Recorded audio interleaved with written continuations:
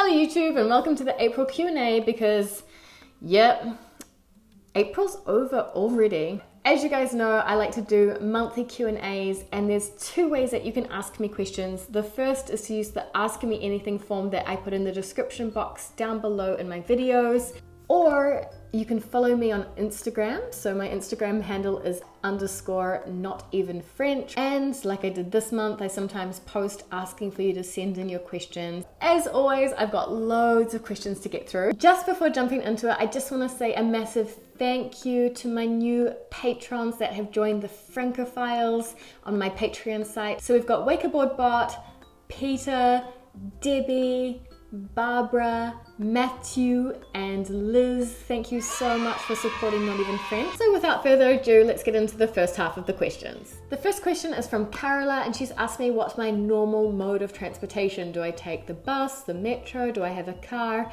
So I don't have a car. I try to avoid the metro at all costs because I find it a little bit dirty. So I always privilege taking the bus, and I like being able to still have cell phone reception, and I like the views. So if I'm not in a huge rush, I'll always take the bus. And now that the weather's getting nicer, I try to walk to work. I can walk to work in 45 minutes, and I've been doing that more and more often as well. The next question is from Marie, who's asking me about master's programs in Paris or in France, specifically in digital marketing, and the kind of master's programs like I did where they're taught in English, but you can also get an internship that kind of helps you pay for your studies. So I only really know about the human resources programs because those are the ones that I was looking for in particular, but I found a great website that you can use down below where you can filter by your domain of interest, so digital marketing, and you can find programs that offer the apprentissage or the apprenticeship program that I was talking about. And I'll also link you to Campus France, who have a whole section on programs taught in English as well. Good luck. I had quite a few questions come through on Instagram, and they're asking me about my hair that I got done recently. If you guys didn't see the post, I posted that I got my hair done recently. I got a color and a cut. I feel so much better. I feel so much more natural and so much more myself. And I actually went to a hairdresser's salon which is called Oliver Brown. It's on the Metro Line 7, and they actually specialize in being hairdressers for expats. They like to bring a kind of, let's say, London, New York style or approach to haircuts, to hair coloring, creative technical hair work. Of course, if you're not an expat, you can go there as well. It's just that their hairdressers speak English fluently, and often French as well. So it's just kind of like a more international environment, but I would definitely recommend them. I had such an awesome time. And on Saturdays, they even offer croissants and mimosas. So you can't really beat that. The next question is coming from two people actually. I had the same question from Nina and from Sarah, who are asking me what my favorite French pharmacy products are, or French skincare products that you can buy in pharmacies. And I actually think this could be quite a cool idea for a separate video, so I won't go into the details because I might actually do a French pharmacy haul. But my two favorite brands are La Roche-Posay and Vichy. The next question is coming from Amelia from Switzerland, because she's from the French-speaking part of Switzerland around Geneva, and she's asking me if I've ever been. So unfortunately not to that exact area. The closest I've gotten to you specifically is when I went to Haute-Savoie, and Annecy, that kind of area there, and I was right in the mountains, so I was just near you. Aside from that, the first city I visited in Europe actually after France when I arrived here was Zurich, and it was such a beautiful, beautiful city. I absolutely loved it, but I'd love to go back to Switzerland and being able to interact with the Francophone community over there, but also just experience just the splendor of this beautiful, beautiful country. The next two questions I've grouped together. So I've got a question from Josh from the US who's asked me, what advice I would have for a college sophomore who's just started to learn French, but is desperate to learn French fast and get to be able to speak as soon as possible. I had the same kind of question from Taylor, who wants to know how to learn more French and faster.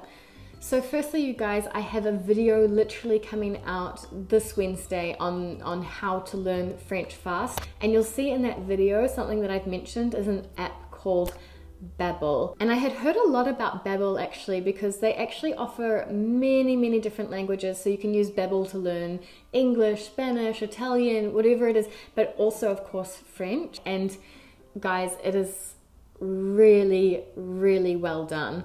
So Babbel is actually an app that's been designed by language learning experts, and the goal of the app is to get you comfortable speaking your new language as soon as possible. What I like about the app is that you can download the episodes so that you can play them offline. So if I ever need to take the metro or I don't have a very good cell phone reception, it doesn't matter. I can play on the app in advance. So it's really good for kind of bite-sized learning, and it's very structured. So you can start off as an absolute beginner and progress. I'm actually going through the in-depth courses at the moment for more senior levels, but there's all sorts of chapters on things like idiomatic expressions, colloquial French, business French, tongue twisters in French, and it's so good for the grammar side of things because you're playing a game. But for example, when you're writing, it can be like you're writing a text or an email.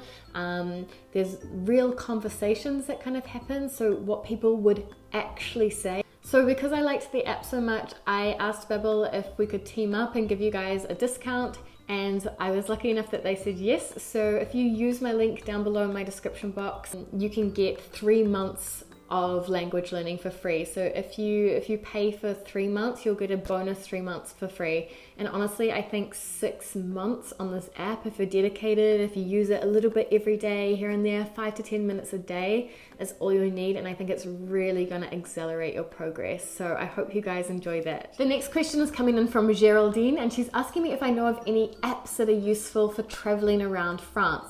And I didn't really before, but I do now. I did some research for you, so look in my description down below, Geraldine. I've got a list of 16 useful apps for traveling around France that I found for you.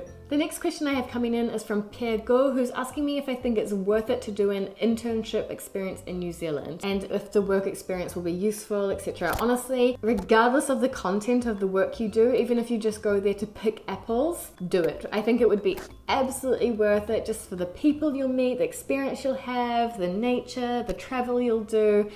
Honestly, anything like that that opens your mind and allows you to learn a lot in life, like go for it. You'll learn so much more on the side regardless of what you're actually doing in your internship. I may be slightly biased, but I think you can pretty much only have an awesome time in New Zealand. The next question I have is from Hannah, who is in the US at the moment but's working in IT.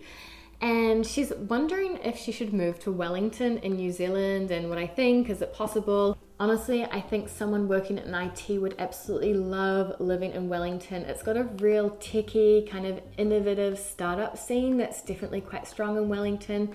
And in terms of your visa, all of the IT related jobs are on our long-term skills shortage list, which means that it's going to be a lot easier for you to get a visa to work in New Zealand, and it's normally very, very hard to get into New Zealand. So I would personally say that it sounds like an awesome experience to have, and I would encourage you to go for it. The next question is lots of questions in one from Jaga, but they're basically asking me, do I miss New Zealand? How often do I get to go home to New Zealand?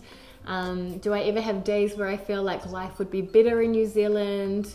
And how much of New Zealand is present in my day-to-day life? So yeah, I mean, I'd be lying if I said I never missed New Zealand. Of course, I mean, I miss New Zealand quite a lot. I find that as an expat, it really comes in waves though. So you can have, months where you don't feel anything, and then you can have maybe, like a bad week or even a bad month where you really, really miss home. So I feel like it's a real kind of roller coaster that gets easier over time, but I definitely have my moments. But I'm very, very privileged because in France we have amazing paid annual leave. So I've got more than enough leave to go home for 1 month every single year. Plus I still have days left over to enjoy Europe. I think because the lifestyle is so different in New Zealand, it's so much more laid back and there's so much more nature and yeah, there's a really, really high quality of life in New Zealand compared to Paris.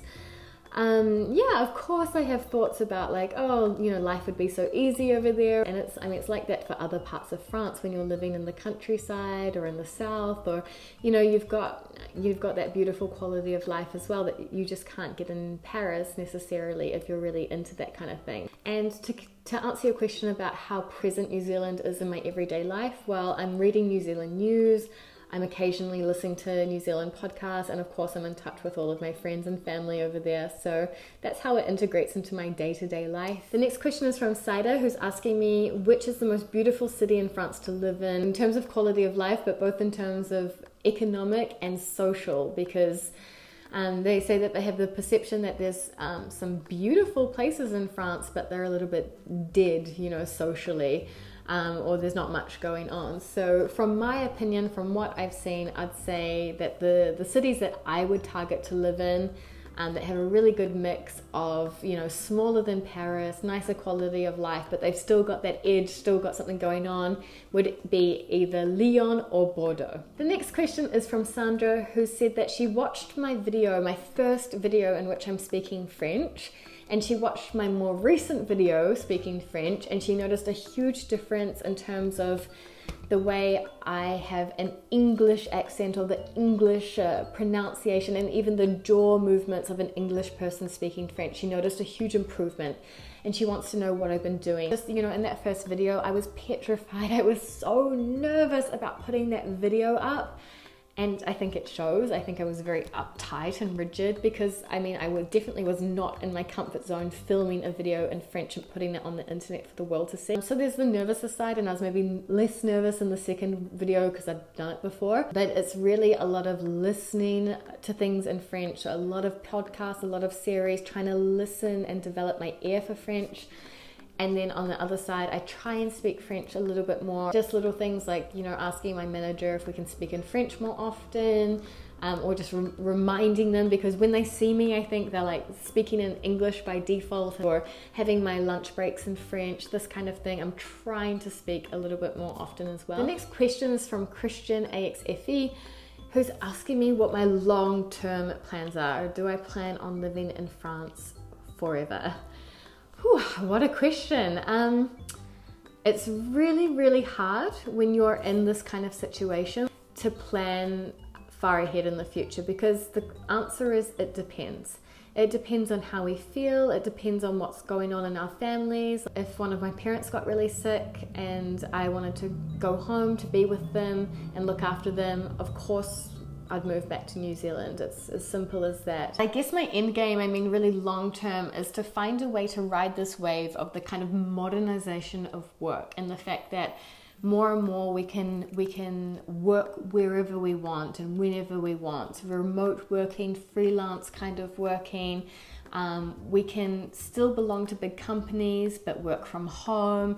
I need to figure out a way where I can be a little bit more flexible so that I can live in both places. That would be the ideal. The next question is from Life with This Israeli on Instagram. And she's asked me if there's, despite the fact that I'm integrating well into France and everything, is there something that I really don't want to adopt about the French culture? Or is there something, that I really want to keep as a New Zealand spirit with me? And so I think my answer to this question has to be around being a yes person. With my first answer is always like, yes, let's try, let's do it, let's figure it out, let's find a way. It's kind of this optimistic, we can do anything kind of attitude. I notice in France, and often in the workplace, you're often confronted with the word no. No, it's not possible. No, we haven't done that. No, we tried that 7 years ago, it didn't work. I always want to keep my attitude, which is like, yeah, let's give it a go. Let's try, let's test it. It may work, it may not work, but let's try. The next question is from Arlene on Instagram as well. She's asking me what my favorite dessert shop or bakery is in Paris. This is honestly an impossible question. There are amazing bakeries literally on every single street, every street.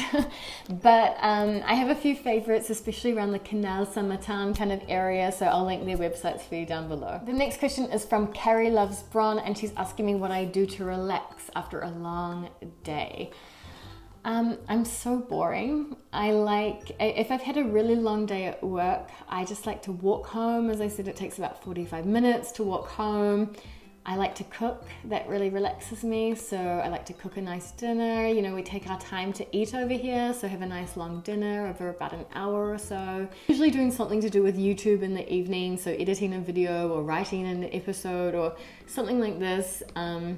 with Netflix going on in the background, and for me that's honestly a really ideal evening. Oh, this question's a big one. It's from Expatriates magazine. So this is a magazine dedicated to expatriates living in Paris. They've asked me, would I give up my day job for YouTube if I was earning the same salary on YouTube?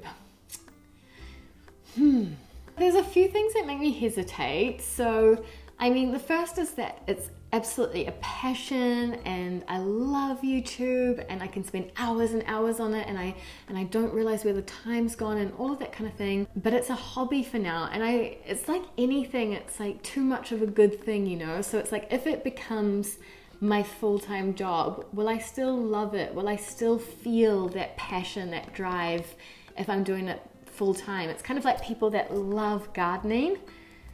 But does that mean that they want to work 60 hours a week gardening? I'm not sure, you know? So it's hard to say. The other thing is that I really love my job, genuinely, and I've worked really hard to get there. I studied for 6 years. However, what really appeals to me about YouTube is the idea of being able to work anywhere. So as I said, if I wanted to live 6 months in France, 6 months in New Zealand, I could if I were a full-time YouTuber. The only problem is the reality check. I don't know if you guys realize this, but the money that you can earn on YouTube through the ads is just so small. I figured out how many views I'd have to have on my channel to earn around about, you know, what I'm earning at the moment. And I'd need to have 100 million views on my channel per year. And given that I've had 2 million views after 7 months, I'm not sure that I'm ready to quit my job. So. Cool guys, so that's part 1 of the Q&As done and dusted. The next video will be coming out tomorrow, so watch this space. See you next time. A bientôt!